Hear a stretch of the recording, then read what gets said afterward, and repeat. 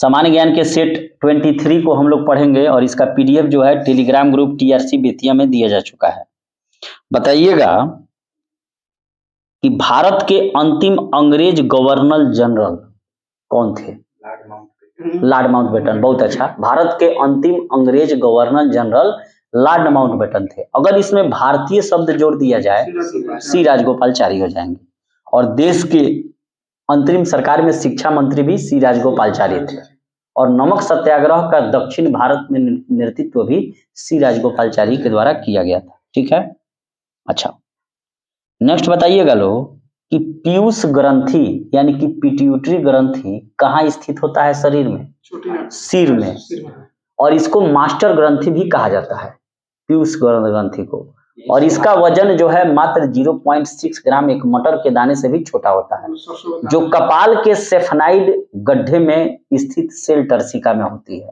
और पीयूष ग्रंथि के द्वारा ही डेवलपिंग हार्मोन को निकाला जाता है, वृद्धि अंग के लिए बहुत जरूरी है। अगर पीयूष ग्रंथि का श्रवण कम हो जाए तो बौनापन हो जाएगा, ड्वार्फिज्म, और अधिकता हो जाए तो एक्रोमेगली रोग हो जाएगा, जिससे सामान्य से ज्यादा हाइट का हो जाइएगा, 10 फीट 15 फीट का हो जाइएगा। ठीक है। तो शरीर की जितनी भी आपको अन्य जो हार्मोन निकालने वाली ग्रंथियां हैं उसको रेगुलेट कौन करता है? पिट्यूटरी। क्लियर है? अच्छा, नेक्स्ट बताइएगा ईरानी ट्रॉफी का संबंध किस खेल से है? क्रिकेट से। आईसीसी ये सब क्रिकेट है। ठीक है। अच्छा, गीत सेठी जो है अब तो पुरानी खिलाड़ी हो गई हैं, बिलियर्ड्स की थी, वर्तमान में पंकज अडवाणी बिलियर्ड्स के खिलाड़ी हैं। ठीक है। नेक्स्ट बताइएगा कि दुर्गापुर इस्पात संयंत्र जो है किस देश के सहयोग से बनाया गया था? पश्चिम बंगाल में है। दुबरी राज, दुर्गापुर ब्रिटेन, और राज हो गया, राज से राउर कहलाता जर्मनी के सहयोग से। याद रखिएगा, दुबरी राज, दुर्गापुर ब्रिटेन और राउर केला जर्मनी।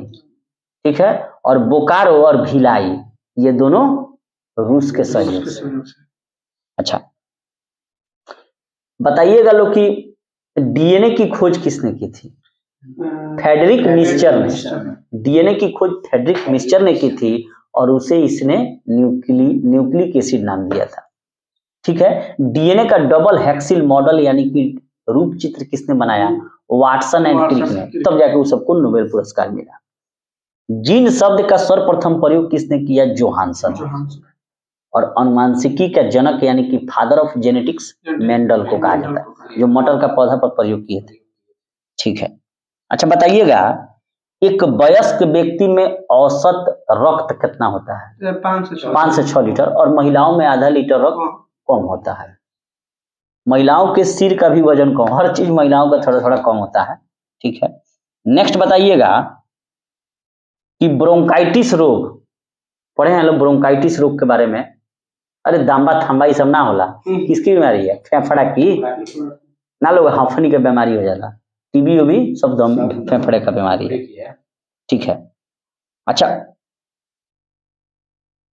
अर्जुन जो है, अर्जुन टैंक है।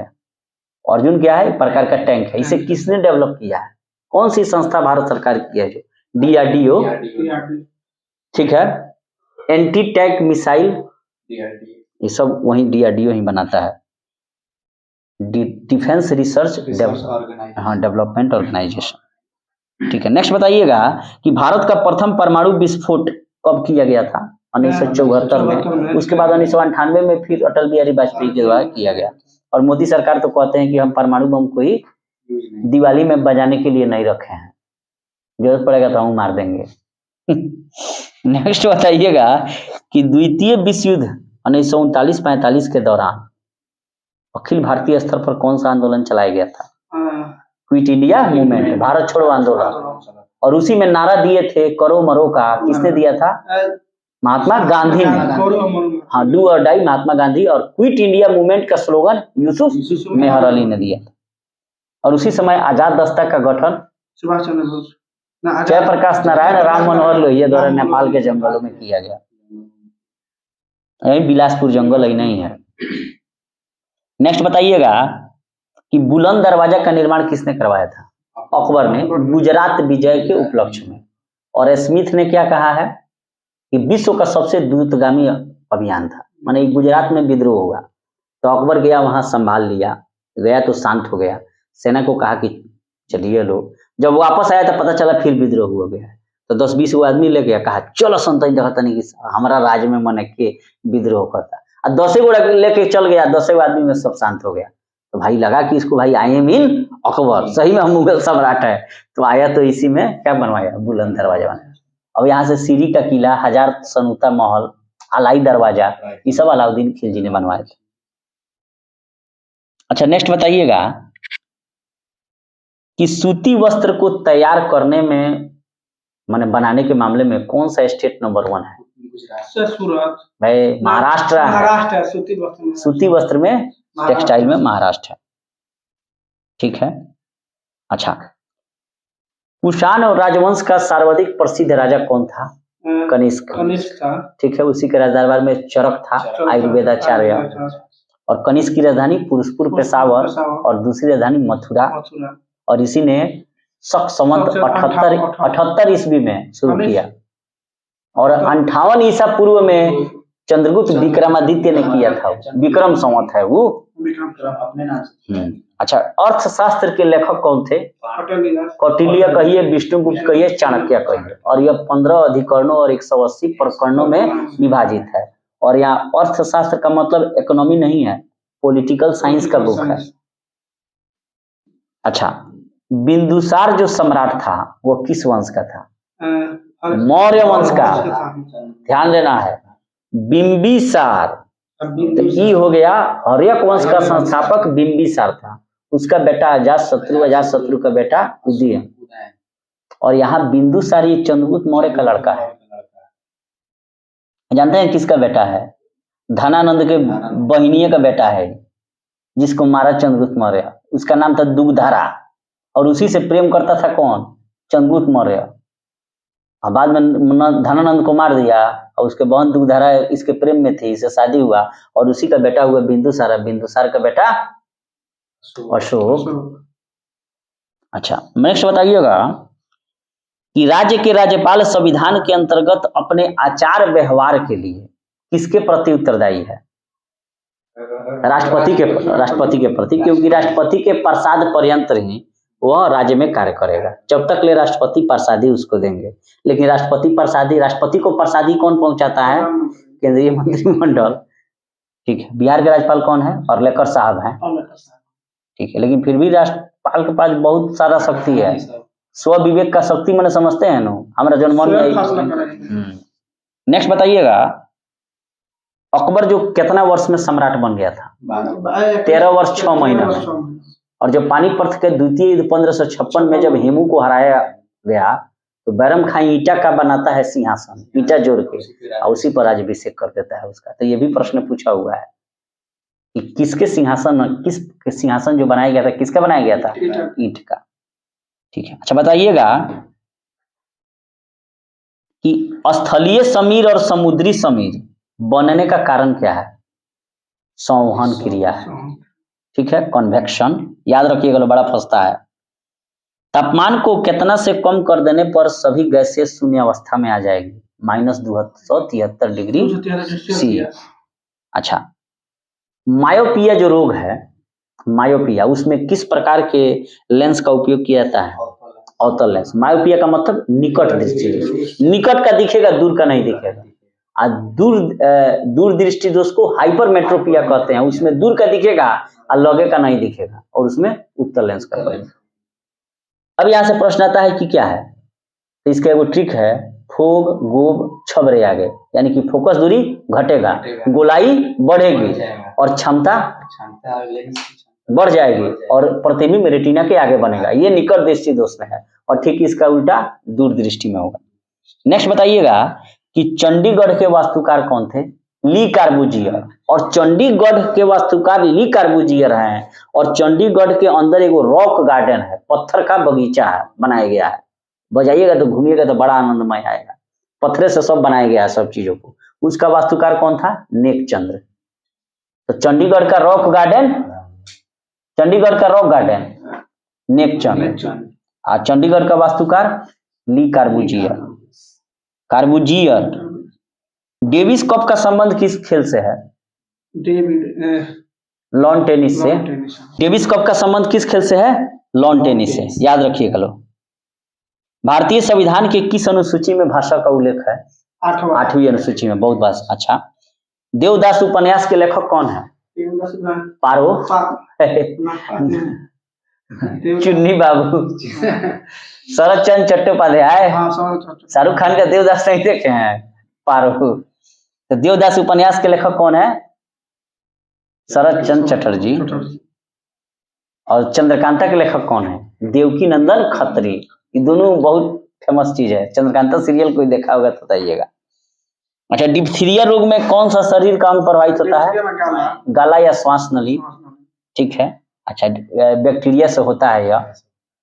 सलाल परियोजना किस नदी पर है? चिनाब नदी पर है। सलाल परियोजना चिनाब नदी पर है। ठीक है। मानचित्र पर समुद्र से बराबर ऊंचाई वाले स्थानों को मिलाने वाली रेखा को क्या कहते हैं? ऊंचाई वाला कह रहे हैं, कंटूर्स। और इसको कहा जाता है समुच्च रेखाएं हिंदी में। पूर्व मध्य रेलवे का मुख्यालय कहाँ है? पूर्व मध्य रेलवे हाजीपुर है। ठीक है। भारतीय रेलवे बिजली का इंजन कहाँ बनाया जाता है? चित्तरंजन, पश्चिम बंगाल में। जुड़ुआ शहर हैदराबाद सिकंदराबाद को कहा जाता था, जहां पर हुसैन सागर झील पाया जाता है। अच्छा, टेनिस खिलाड़ी रोजर फेडरर का नाम आप लोगों ने सुना हो, किस देश के हैं? स्विट्जरलैंड। अब तो सब नया नया आ रहा है सब खिलाड़ी। दक्षिण पश्चिम मानसून कब से शुरू हो जाती है? जून से जुलाई। जून से सितंबर तक रहती है और भारत में सबसे ज्यादा वर्षा इसी से होता है। सिराजुद्दौला ने अंग्रेजों के साथ कौन सी संधि की थी? अलीनगर की संधि। एक साल पहले 1757 से एक साल पहले अलीनगर की संधि की थी। और यही पलासी की लड़ाई, पलासी किस नदी किनारे? भगीरथी नदी किनारे। रॉबर्ट क्लाइव के हाथों ये मारा नहीं गया, मैंने इसको भगा दिया सब धोखा देके। मीर जाफर एवं उसका पुत्र मीरन। मीर जाफरवा मीरनवा कहता है कि पापा क्लाइव जो है बड़ी सेना लेकर आया है और मेरे पिताजी कैसे हूँ लड़ रहे हैं, चलिए भागे जल्दी। अब बुला के ले गया और नदी किनारे पालकी में बैठा के उधर सर काट दिया मीरन। बिना लड़े ही पलासी की लड़ाई जीत गया। मिल गया था बंगाल का नवाब बनने के चक्कर में। जो खिजा नहीं कहते हैं कि धोखा जो देता है ना उसको भी धोखा मिलता है। नेक्स्ट बताइएगा कि राणा प्रताप सागर और जवाहर सागर डैम जो है किस नदी पर है? चंबल नदी पर है। और दोनों कहाँ है? राजस्थान में। और गांधी सागर डैम मध्य प्रदेश में है। ठीक है। नेक्स्ट बताइएगा, राष्ट्रीय प्रौद्योगिकी दिवस यानी कि नेशनल प्रौद्योगिकी को एक अंग्रेजी में क्या कहते हैं ना, इंफॉर्मेशन टेक्नोलॉजी कहा जाता है ना, सूचना प्रौद्योगिकी। हाँ, टेक्नोलॉजी। नेशनल टेक्नोलॉजी डे कब मनाया जाता है? 11 मई को। राष्ट्रीय प्रौद्योगिकी दिवस 11 मई को मनाया जाता है। अच्छा, सत्याग्रह का प्रथम प्रयोग भारत में गांधी जी ने कहाँ किया था? चंपारण में 1917 में राजकुमार शुक्ला के अनुरोध पर। और राजकुमार शुक्ला का घर मुरली भराहरवा। ठीक है। और किस प्रथा के विरुद्ध हुआ था? 3 कठिया प्रथा के विरुद्ध, अंग्रेज नीलेहों के विरुद्ध। यानी कि 03/20 20 कट्ठे में 3 कट्ठा में नील की खेती अनिवार्य रूप से करनी थी।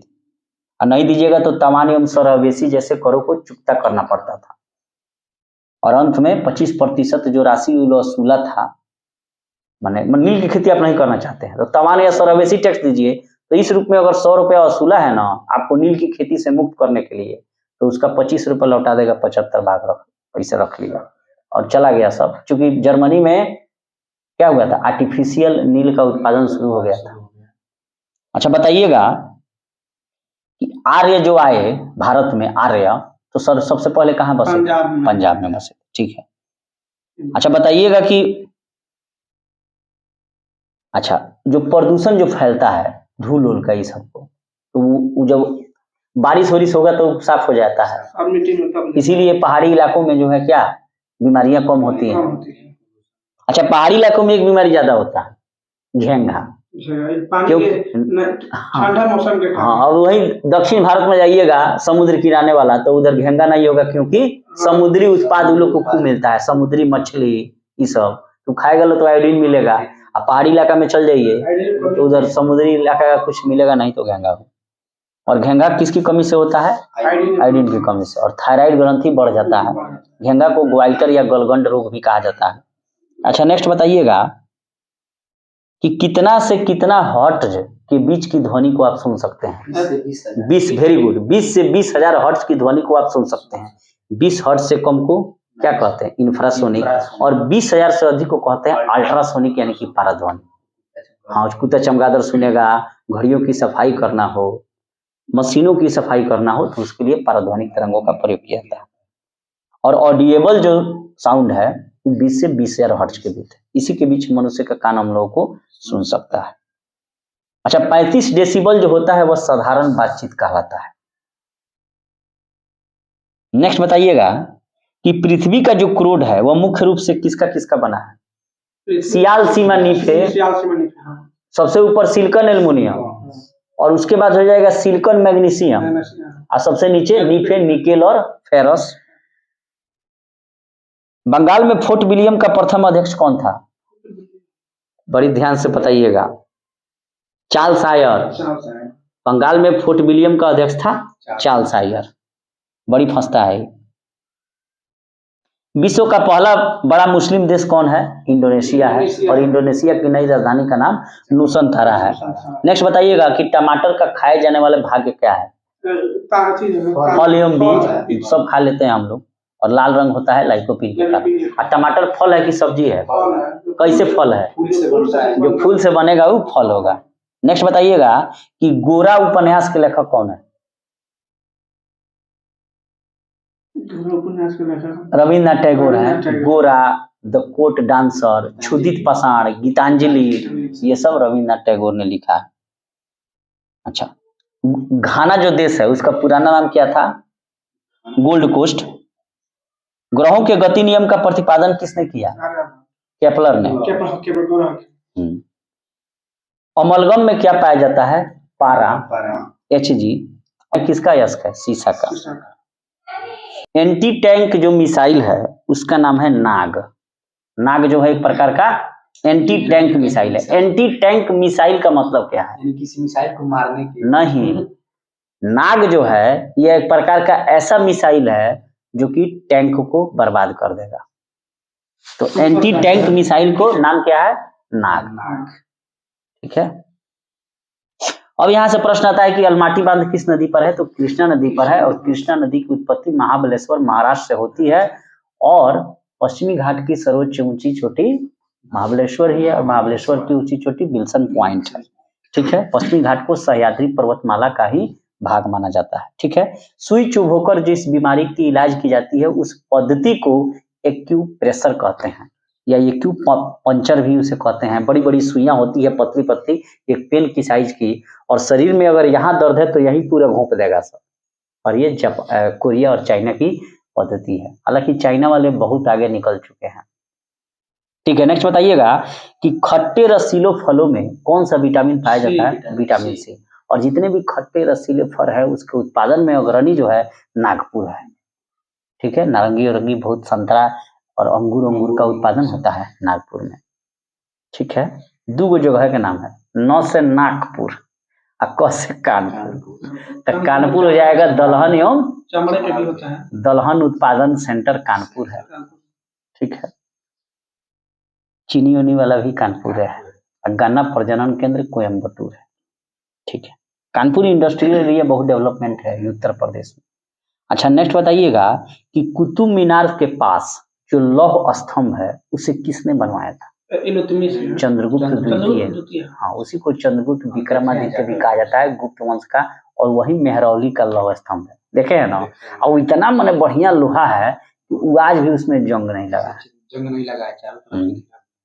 अच्छा, कुतुब मीनार का निर्माण तो कुतुबुद्दीन ऐबक ने शुरू कराया, मर गया तो इल्तुतमिश ने उसे पूरा कराया। चलिए बढ़िया बात है। नेक्स्ट बताइएगा कि गोबर गैस का जो मशीन होता है, संयंत्र होता है, उसका आविष्कार किसने किया था? सीबी देसाई ने।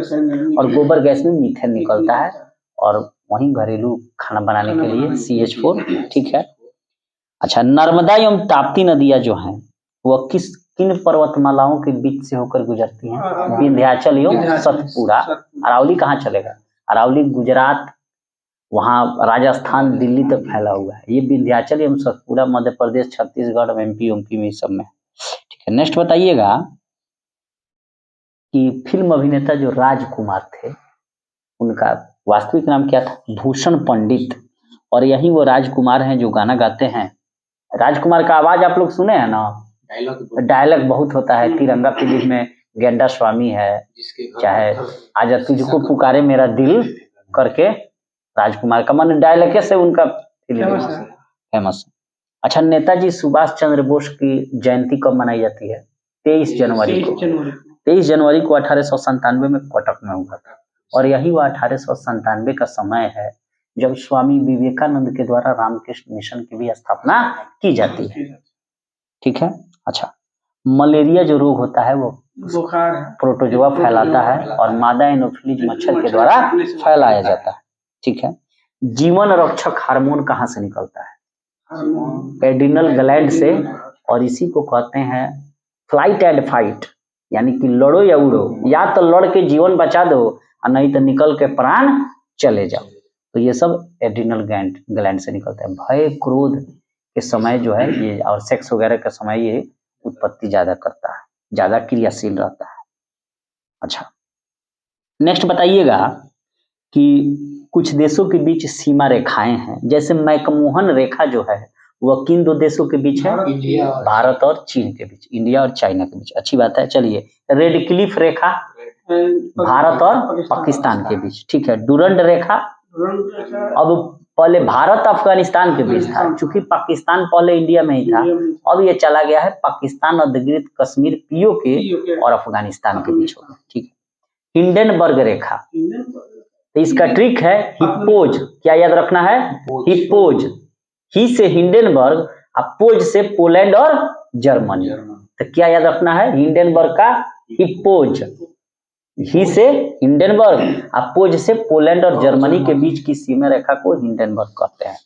अब आइए, 24वीं अक्षांश रेखा जो है किन दो देशों के बीच है? तो भारत पाकिस्तान के बीच है। कहां पर है? कच्छ के रण, गुजरात के पास है। 24वीं अक्षांश रेखा कच्छ के रण कहाँ है? गुजरात में। वहीं पर गधों का नेशनल पार्क बनाया, ठीक है। और वहीं कच्छ के रण में जाकर लूनी नदी गायब हो जाती है। तो पूछा जाता है द रिवर ऑफ इम्पेरियल, यानी कि वो भारत की कौन सी नदी है जो लुप्त हो जाती है, पता नहीं चलता है कहाँ गया। तो वहीं कच्छ के रण में जाकर लूनी नदी। ये बीपीएससी का प्रश्न है। तो 24वीं अक्षांश रेखा भारत और पाकिस्तान के बीच कच्छ के रण में। ठीक है। कच्छ का रण कहाँ है? गुजरात में। और गधों का वहीं पर क्या है? डंकी का। अच्छा, तितलियों का उद्यान कहाँ है? बनरघट्टा कर्नाटका में, बेंगलोर में है।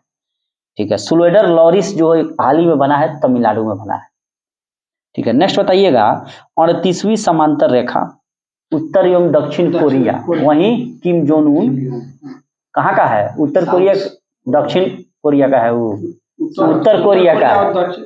उत्तर कोरिया का ना है किम जोंग उन। हाँ, साउथ वो तो बढ़िया काम करता है, सैमसंग, हुंडई, एलजी वगैरह सब कंपनी उसी का है, साउथ कोरिया का।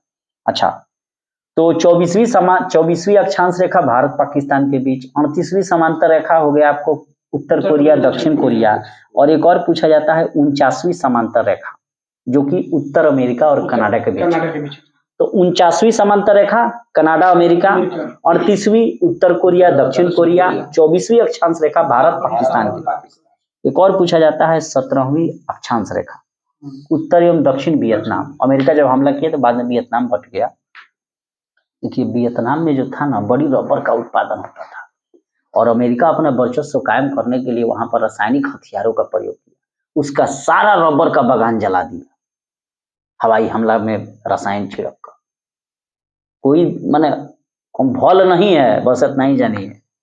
तो 17वीं अक्षांश रेखा उत्तर एवं दक्षिण वियतनाम, 38वीं दक्षिण कोरिया उत्तर कोरिया, 49वीं अमेरिका कनाडा और 24वीं भारत पाकिस्तान। ठीक है। एक और पूछा जाता है मैगिनॉट और सीज फ्रायड रेखा कहाँ पाया जाता है? तो इसका ट्रिक है मैफ्राज। क्या याद रखना है? मैफ्राज। तो मैगिनॉट फ्राज से क्या हो जाएगा? फ्रांस और जर्मनी के बीच। और हिंडनबर्ग हिप्पोज फ्रांस, जर्मनी और पोलैंड के बीच। ठीक है। ओडरनिस रेखा पूर्वी जर्मनी और पोलैंड के बीच। और मैनरहीम, तो देखिए खूब बढ़िया से ध्यान से पढ़िएगा लो तो फंसता है, मैगिनॉट और मैनरहीम, तब मेरूफी, क्या याद रखना है, मेरूफी, यानी कि मैनरहीम रूस और फिनलैंड, रूफी से हो गया रूस और फिनलैंड, और मैगिनॉट मैफराज फ्रांस और जर्मनी के बीच, हिंडनबर्ग हिप्पोज पोलैंड और जर्मनी के बीच, नहीं फंसना चाहिए। अच्छा, जय जगत का नारा किसने दिया था, विनोबा भावे, और वे रेमन मैग्सेसे प्राप्तकर्ता प्रथम भारतीय भी थे, और साथ ही विनोबा भावे के द्वारा भूदान आंदोलन को भी चलाया गया। कहाँ से, आंध्र प्रदेश के पोंचमपल्ली जिला से, कब, 1951 में। नेक्स्ट बताइएगा, संपूर्ण क्रांति का नारा किसने दिया, बिहार एसआई का प्रश्न है, जयप्रकाश नारायण, और जयप्रकाश नारायण को प्यार से क्या लोग कहते थे, लोकनायक। आजाद दस्ता का गठन यही किए, संपूर्ण क्रांति, साथ ही इमरजेंसी में इंदिरा गांधी के खिलाफ 75 में यही क्रांति छेड़े थे, ठीक है। सप्त क्रांति की अवधारणा राम मनोहर लोहिया, ये दोनों प्रश्न बिहार एसआई में पूछा हुआ है। नेक्स्ट बताइएगा कि देश की पूजा ही राम की पूजा है, किसने कहा था, मदन लाल ढींगरा ने, जिसने कर्जम विलियम वाइली की हत्या की थी। तो कर्जम विलियम वाइली की हत्या मदन लाल ढींगरा ने की थी। और जनरल ओ डायर को गोली किसने मारा, उधम सिंह ने 1940 में जाकर, ठीक है। तो देश की पूजा ही राम की पूजा है, मदन लाल ढींगरा। मेरा अंतिम उद्देश्य प्रत्येक व्यक्ति का आंसू पोंछना है, किसने कहा था, जवाहरलाल नेहरू ने, ठीक है। यह एक डूबते बैंक का अग्रिम तिथीय चेक है, किसने कहा था, महात्मा गांधी ने। किसके बारे में, क्रिप्स मिशन के बारे में। वो आया था डोमिनियन स्टेट देने की, भाई द्वितीय विश्व युद्ध में शामिल रहिए, डोमिनियन स्टेट लीजिए, तो इसीलिए इन्होंने कहा, महात्मा गांधी ने, यह एक ऐसा चेक है जिसका बैंक डूब रहा है।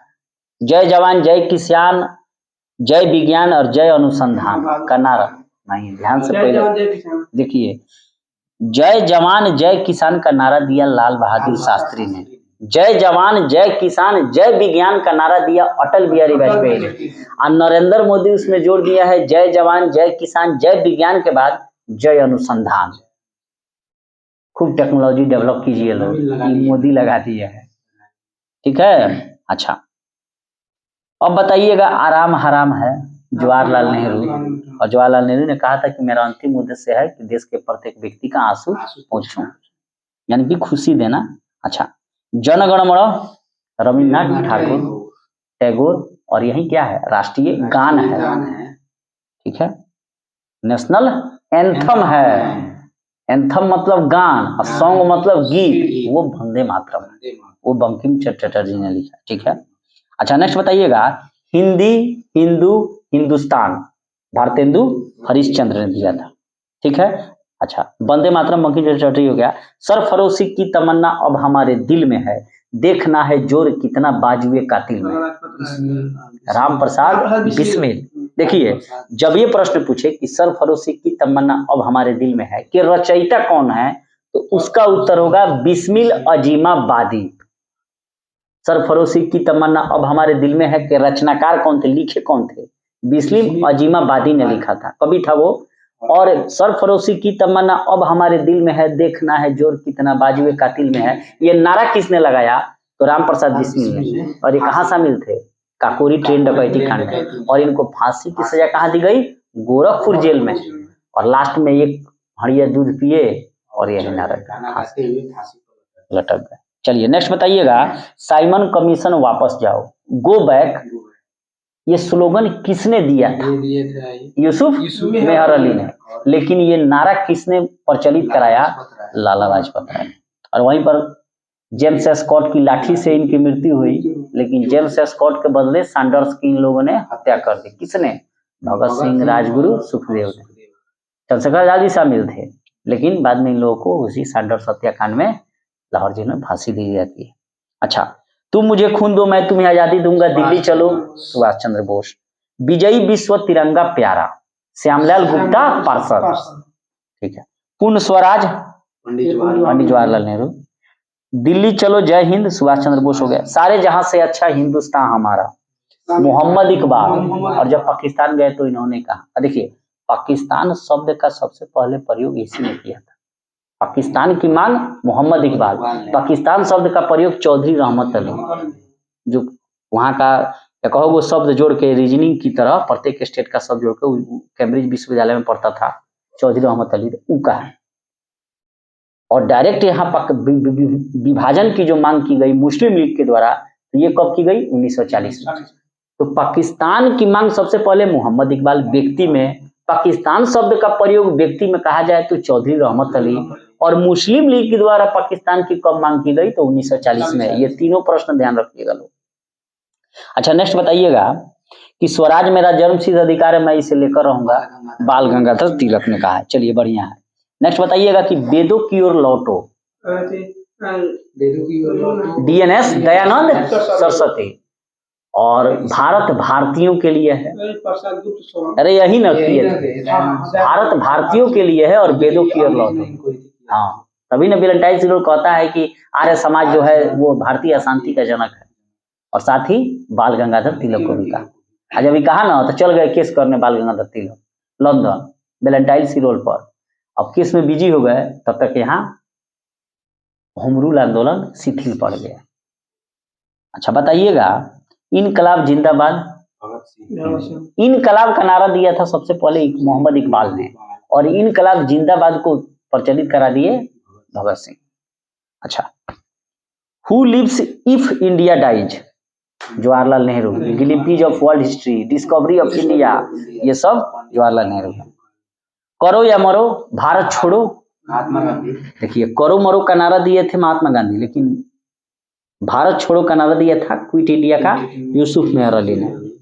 ठीक है, अब बताइए फटाफट, सारे जहां से अच्छा हिंदुस्तान हमारा, मोहम्मद इकबाल। स्वराज मेरा जन्मसिद्ध अधिकार है, मैं इसे लेकर, जय जवान जय किसान, लाल बहादुर शास्त्री। और इसमें जय विज्ञान जोड़ दीजिएगा तो अटल बिहारी वाजपेयी, और उसमें जय अनुसंधान जोड़ दीजिएगा तो नरेंद्र मोदी।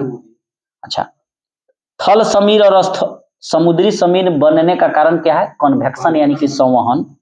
49वीं समांतर रेखा किन दो देशों के बीच है? Canada America. ठीक है, मायोपिया से पीड़ित व्यक्ति किस लेंस का प्रयोग करता है? अवतल लेंस, यानी कि निकट दृष्टि दोष है। नियरा, नी और रा, अ से क्या हो जाएगा? अवतल, और नी से नजदीक। भारत में स्टॉक एक्सचेंज का को कंट्रोल कौन करता है? SEBI, security exchange board of India, और इसकी स्थापना 1988 में हुई थी। इसको वैधानिक यानी कि कानूनी दर्जा 1992 में दिया गया। इसका मुख्यालय बंबई में है सेबी का, और इसके अध्यक्ष का कार्यकाल 3 साल का होगा। और साथ ही स्टॉक एक्सचेंजों को कंट्रोल और साथ ही उसका सुपरवाइजिंग का काम सेबी करता है। क्लियर है? अच्छा, इरडा जो होता है, insurance regulatory development board of India, वो करता है जीवन बीमा कंपनियों का कंट्रोल, जैसे LIC हो गया, बजाज एलियांज हो गया। इसको इरडा किसका करेगा? बीमा विनियामक एवं विकास प्राधिकरण नाम है उसका हिंदी में, insurance regulatory development board of India, IRDA है वो। अच्छा, पूर्ण स्वराज का नारा किसने दिया था? जवाहरलाल नेहरू। अभिनेता राजकुमार का असली नाम क्या है? भूषण पंडित। तुम मुझे खून दो, मैं तुम्हें आजादी दूंगा। जीवन रक्षक हार्मोन किस ग्रंथि से निकलता है? एड्रिनल। इसी को कहा जाता है फाइट एंड फ्लाइट, लड़ो या उड़ो, या तो लड़ के जीवन बचा लो, ना तो उड़ के प्राण निकल जा। अच्छा, विजयी विश्व तिरंगा प्यारा, श्यामलाल गुप्ता पार्षद। देवदास उपन्यास के लेखक कौन है? शरद चंद्र चटर्जी या शरद चंद्र चट्टोपाध्याय। और चंद्रकांता के देवकी नंदन खत्री। आनंद मठ का बंकिम चंद्र चटर्जी। उत्तर कोरिया और दक्षिण कोरिया के बीच स्थित सीमा रेखा को 38वीं समांतर रेखा। 49वीं यूएसए कनाडा। 17वीं उत्तर एवं दक्षिण वियतनाम। और 24वीं है भारत पाकिस्तान कच्छ के रण में। 38वीं हो जाएगा उत्तर एवं दक्षिण कोरिया। अच्छा, सलाल परियोजना किस नदी पर है? चिनाब नदी पर। वेदों की ओर लौटो, और दयानंद सरस्वती ने ही सबसे पहले स्वराज शब्द का प्रयोग किया। और स्वराज का पहली बार प्रयोग कांग्रेस के किस अधिवेशन में किया गया? तो 1906 के कलकत्ता अधिवेशन में, और उसकी अध्यक्षता दादा भाई नौरोजी ने की थी, जो पारसी जाति के थे। अच्छा, गोबर गैस संयंत्र का आविष्कार किसने किया? CB देसाई ने। और मीथेन निकलता है CH4, खाना पकाने वगैरह बिजली के काम में आता है। ठीक है, सुभाष चंद्र बोस का जन्म कहाँ हुआ था? कटक उड़ीसा में 23 जनवरी 1897 को, और 1897 में ही स्वामी विवेकानंद ने रामकृष्ण मिशन की स्थापना की और बेलूर मठ पश्चिम बंगाल में। और ये जो चीज यहाँ से ध्यान दीजिएगा कि गोबर गैस का आविष्कार सीबी देसाई ने किया, तो इसका मतलब है कि गोबर गैस किस देश की देन है? भारत की देन है। चलिए बढ़िया। खट्टे फलों में कौन सा विटामिन पाया था? विटामिन सी का वैज्ञानिक नाम क्या है? रासायनिक नाम एस्कॉर्बिक एसिड। ठीक है। टेनिस खिलाड़ी रोजर फेडरर स्विट्जरलैंड के हैं। इनकलाब जिंदाबाद का नारा भगत सिंह। इनकलाब का मोहम्मद इकबाल। सारे जहां से अच्छा हिंदुस्तान हमारा मोहम्मद इकबाल। परमाणु का केंद्र क्या कहलाता है? न्यूक्लियस। और वहीं पर क्या स्थित होता है? न्यूट्रॉन और प्रोटॉन। प्रोटॉन पर प्लस और न्यूट्रॉन पर माइनस। न्यूट्रॉन की खोज चैडविक और प्रोटॉन के गोल्डस्टीन। और परमाणु के धनात्मक कण का खोज रदरफोर्ड। इलेक्ट्रॉन चारों ओर चक्कर लगाता है, नेगेटिव चार्ज रहता है। चलिए, भारत का अंतिम अंग्रेज गवर्नर जनरल बेटन। अब भारतीय लगा देगा तो शिवाजी। पीयूष ग्रंथि कहाँ पाई जाती है? मस्तिष्क में पिट्यूटरी ग्लैंड। घाना का प्राचीन नाम क्या है? Gold Coast. ग्रहों की गति के नियम केपलर। द्वितीय विश्व युद्ध के समय भारत में कौन सा आंदोलन चलाया गया? भारत छोड़ो आंदोलन। असहयोग आंदोलन। देखिए, असहयोग आंदोलन चलाया गया 1920 में। 1 अगस्त 1920 को शुरू हुआ, 5 फरवरी 22 को चौरी चौरा कांड के कारण 12 फरवरी को। ध्यान से सुनिए, असहयोग आंदोलन को शुरू किया गया 1 अगस्त 1920 को। उसी दिन जो है तिलक की मृत्यु हो जाती है, और ये खत्म होता है चौरी चौरा कांड 5 फरवरी 22 को हुआ तो 4 फरवरी को, लेकिन कागज में दर्ज है 5 फरवरी। उसके ठीक 5-6 दिन बाद 12 फरवरी 1922 को जो है सो असहयोग आंदोलन, नॉन कोऑपरेशन मूवमेंट बंद हो जाता है। सविनय आंदोलन शुरू होता है कब? 12 मार्च 1930 को। ठीक है। और वहां पर सविनय आंदोलन 30 में शुरू होता है, 34 तक चलता है। और भारत छोड़ो आंदोलन शुरू होता है 42 में। अंतिम में बढ़िया लड़ाई था, करो या मरो, डू और डाई। अच्छा, कुषाण वंश का प्रसिद्ध शासक कौन था? कनिष्क। बिंदुसार का संबंध किस राजवंश से है? मौर्य वंश से। ठीक है। संपूर्ण क्रांति का नेतृत्व जयप्रकाश नारायण। चंपारण सत्याग्रह कब हुआ? 1917 में। लोहा और निकेल पृथ्वी के किस भाग में पाए जाते हैं? क्रूड में। पपड़ी पर सियाल, सिलिकॉन, एल्युमिनियम। अच्छा, कुतुब मीनार के पास लौह स्तंभ को किसने बनवाया? चंद्रगुप्त विक्रमादित्य या द्वितीय, कहिए, गुप्त वंश का था। जर्मनी और पोलैंड के बीच सीमा रेखा बता दीजिए। हिप्पोज, हिडेनबर्ग, पोलैंड और जर्मनी। मेरूफी, मेनरहीम, रूस और फिनलैंड। और मैगिनॉट, मैफ्राज, फ्रांस और जर्मनी। सब ठीक बताया जा चुका है। फोर्ट विलियम का प्रथम अध्यक्ष कौन था? Charles Eyre. याद रखिएगा, बड़ा फंसता है। कलकत्ता नगर का वास्तुकार कौन था? जॉब चार्नाक। और फोर्ट विलियम का अध्यक्ष चार्ल्स आयर। गोरा उपन्यास के लेखक रविन्द्रनाथ टैगोर। छुदिश पाषाण, कोट डांसर, गीतांजलि। अलमाटी बांध किस नदी पर है? कृष्णा नदी पर है। और ये कृष्णा नदी महाबलेश्वर से निकलती है, आंध्र प्रदेश में है। चंबल पर 3 गो बांध है, राणा प्रताप, जवाहर सागर और गांधी सागर। तो ये राणा प्रताप और जवाहर सागर जो है ना, इसका पहला अक्षर मिला के बताइए तो क्या होगा? राज। तो ये कहाँ है? राजस्थान में है, चंबल नदी पर। गांधी जी खाली है गांधी सागर डैम, मध्य प्रदेश में। अच्छा, हे राम प्रमुख वचन किसका है? महात्मा गांधी का। महात्मा गांधी का एक प्रसिद्ध मतलब एगो भजन से प्रभावित थे, जिसका नाम था वैष्णव जन तो तेने कहिए, पीर पराई जाने ना। जब भी देखिएगा गांधी जयंती आता है तो गाना बजता है। और इसको लिखा कौन था? गुजरात के एक संत थे, उनका नाम था नरसिंह मेहता। सवेरे सवेरे सुनिएगा तो मियाज मस्त हो जाएगा। नरसिंह मेहता ने लिखा है, वैष्णव जन तो तेने कहिए, पीर पराई जाने ना। वो यूट्यूब पर खोजिएगा, मिल जाएगा। और इसको लिखा नरसिंह मेहता ने, और गांधी जी का यह प्रिय भजन था। और हे राम गांधी जी माने बोले थे। गांधी जी चाहते थे राम राज्य स्थापित हो। समझिए, गांधी जी का मतलब क्या समझते हैं? कोई मामूली नहीं समझते हैं। उनका देश के औद्योगिकरण के विरोधी नहीं थे। ये नहीं, देखिए नेहरू जी क्या कहे कि हम आधुनिक भारत बसाएंगे, इंडस्ट्रियल लगाएंगे। तो गांधी जी कहे कि ठीक है इंडस्ट्री लगाओ, उसका दिक्कत नहीं है, लेकिन राम राज्य स्थापित करो। कहने का मतलब है कि जैसे मान लीजिए कि आप हैं नाई, आई है कुम्हार, ये जाएंगे दाढ़ी बनाने आपके यहाँ, और आपको खाना पकाने के लिए बर्तन चाहिए, तो जाके आप इनके यहाँ से मिट्टी ले लीजिएगा। अब मान लीजिए हम छैटी बना रहे हैं, तो हम भी आपके यहाँ दाढ़ी बनवाने जाएंगे, इनसे मिट्टी का बर्तन लेंगे। आपको भी सब्जी रखने के लिए, सामान रखने के लिए छैटी की जरूरत है, तो हम आपको दे देंगे। पहले भारत के गाँव की व्यवस्था ऐसी थी, बिना कि चाइना से प्लास्टिक का माल उठा के चल गए। डोम जाति का जो लोग है, बास्फोर जाति का लोग, वो लोग क्या हो गया है, बहुत ज्यादा बेरोजगार हो गया है। तो भारत में ये सिस्टम था, ये क्या था, यानी कि एक प्रकार का एक्सचेंजिंग व्यवस्था था, नौकरी खोज रहा है सरकार से। ऐसे व्यवस्था था।